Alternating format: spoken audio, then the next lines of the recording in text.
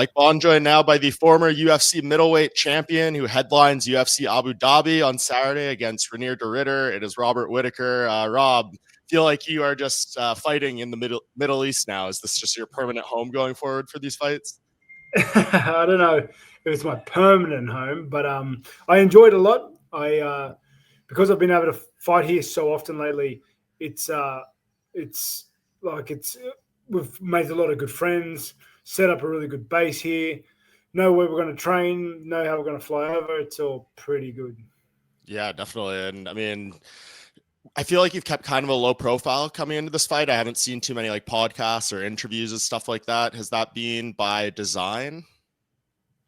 Yeah, like during the camp, I generally like to just zone in and get away from all that sort of stuff. But yeah, honestly, it wasn't through any active effort on my own. Like it's just I like to zone into the fight, put my head down, get to work, sort of thing. Mm-hmm. Do you feel like this was, I know they're all important and things like that, but the last fight, I know that meant a lot to you as well. Didn't go your way. Do you feel like this one is very, very significant in terms of you wanting to bounce back and confirm your place in this division and all that stuff? Yeah, certainly. I want to bounce back after losing. I've always gotten better and I've come back with a win. So it's important for me to do that again, to move towards the direction I want to go, which is, that title. Mm-hmm. When you think back of October, what are kind of your biggest takeaways from what you learned that night? Oh, mate, can't be complacent. I guess that's the biggest thing thinking back. Why do you think you may have been? It's hard to explain. It'll take forever to go through. It's just like it's hard. It's a bigger package, a bigger thing to unpackage, right? But it's I don't know. It is what it is. Sometimes you win, sometimes you lose. Yeah, that's like one of the great challenges of the sport and what makes it unique, right? You've experienced like the highest points, you've had so many fights, but you still have to learn stuff, I'm sure, that went into whatever you're saying there, right? Oh, certainly. Like every fight, I'm fortunate to learn, and every loss has made me better. Not only better as a fighter, but as an athlete, as a person moving forward. And I'm thankful for it. But I looked to take away a lot of things from October. A lot of things during the camp I wasn't happy with in hindsight. A lot of things I wasn't happy with in the fight in hindsight, and just improve and build upon them. Mm-hmm. Would you have liked to come back sooner, or was this good timing for you? It was good timing. I needed some time to just chill out and obviously work on some things. Then I had some projects early in the year, so it worked out. I would have liked a little sooner, maybe end of June. But it is what it is. Yeah, it feels like great timing too, because if you look at, I think 3 or 4 of the next 6 UFC events are headlined by middleweight fights, including the title, obviously, and you're kicking things off here. And obviously we had Costa winning last weekend as well. So feels like a really good time to, I guess, make a statement, and the division is going to change. The rankings are going to change here. So you kind of have a great opportunity here. Yeah, definitely. It's the middleweight division over the next few months and just past is moving now. And I feel like it was all just kind of still for a little bit, but now everything's moving in. There'll be some big fights on the way, and moving pieces opens doors.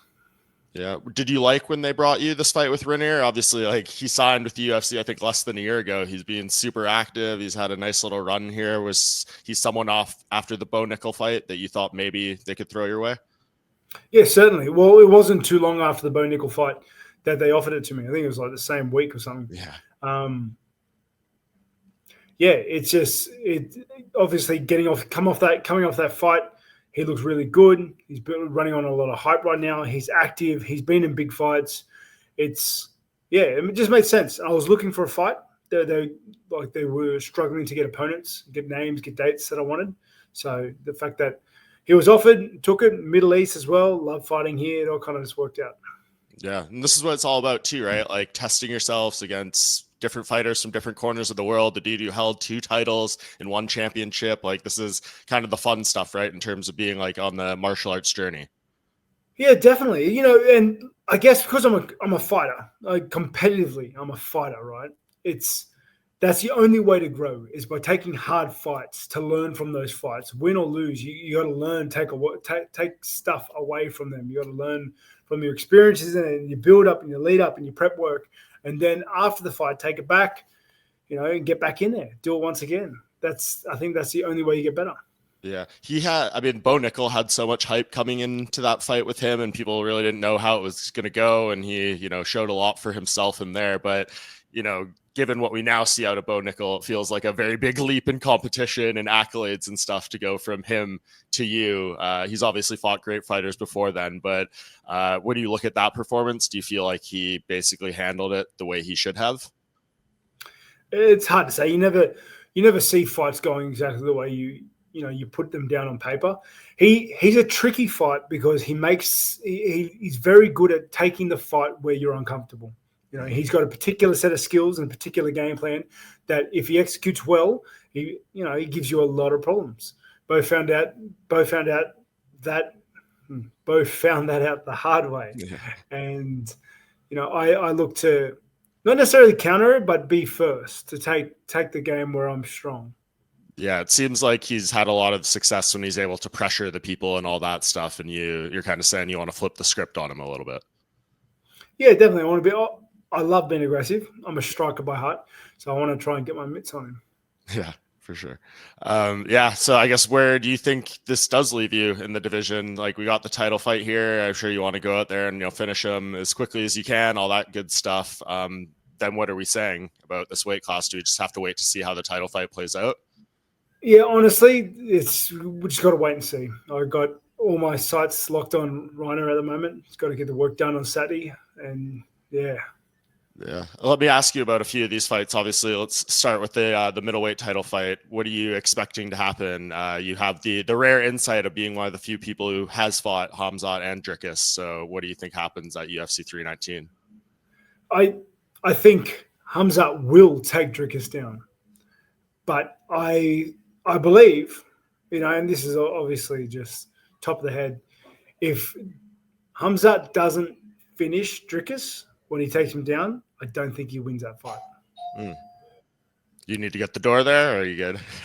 No, the old man will get it. So yeah, you're good. You got that, Dad? Yeah, that's hey, Dad. Good. You got that? The door. Is that you calling on your dad? So he said? Yeah, he's next door. Yes. You always like having him there for your fight weeks? Is he? Yeah, it's good to have like a piece of home with me. He's been with me since the start of my career anyway, so it's good to have him here. We've got to set up. He looks after me. Would love the wife here, but the 5 kids, not so much. Yeah, how's that been? You got 5 now. Yep. Got 5 kids, going on 6 actually in November. Wow, congratulations. So, yeah, it's very loud, very busy, full of life. It's I'm blessed. Is this it? Are you going to stop at 6, or is there always possibility for more? We said we'd stop at 2. It is what it is. You're good. You're down to keep going. Yeah, I am. Like, I love a big family, and as hard as it is sometimes, it's amazing. Yeah, that's great. So do you think you would want to hang out until like after November? Like if you fought again, I know there's that Perth card lingering. Would there be any hope to be on that one? Got an Australia fight, or is the timing too bad? I would like to fight again in Australia. I would like to fight again this year, but I guess everything hinges on just how I pull up after this one. Yeah. So just to go back to what you were saying there, so you think Khamzat needs to get that quick finish the longer the fight goes. It seems to be kind of the theme that we're getting as we get closer to the fight. People feel like if he doesn't finish it early, Dricus is going to be really tough to deal with later on. And that's exactly it. You hit the nail on the head there. Dricus is one of those dudes that doesn't go away. And he gets better, if anything, over the rounds. He's just so resilient. So if you don't get him out of there, I don't see him beating him. Yeah, that makes sense. What do you think of the fight between Nasruddin Imavov and Kyle Baralho coming up? Honestly, that's a funny fight, isn't it? I'd have to lean towards Nasruddin just because I think he's just a bit more straightforward. You might keep keep it well packaged, put together, and just drag out the fight. I don't think we'll see finishes either way. I think it'll be a decision win, but yeah, top of the head. Yeah, that's the only fight I feel like, those guys, if you look at the top 5 that might have the resume that could like surpass you for the title shot. I mean, everyone else is kind of coming off losses and things like that. So, and it seems like Nasruddin and the UFC have had a little bit of conflict in terms of like booking these fights. So I don't know. I feel like you have a pretty good shot here if you do what you want to do.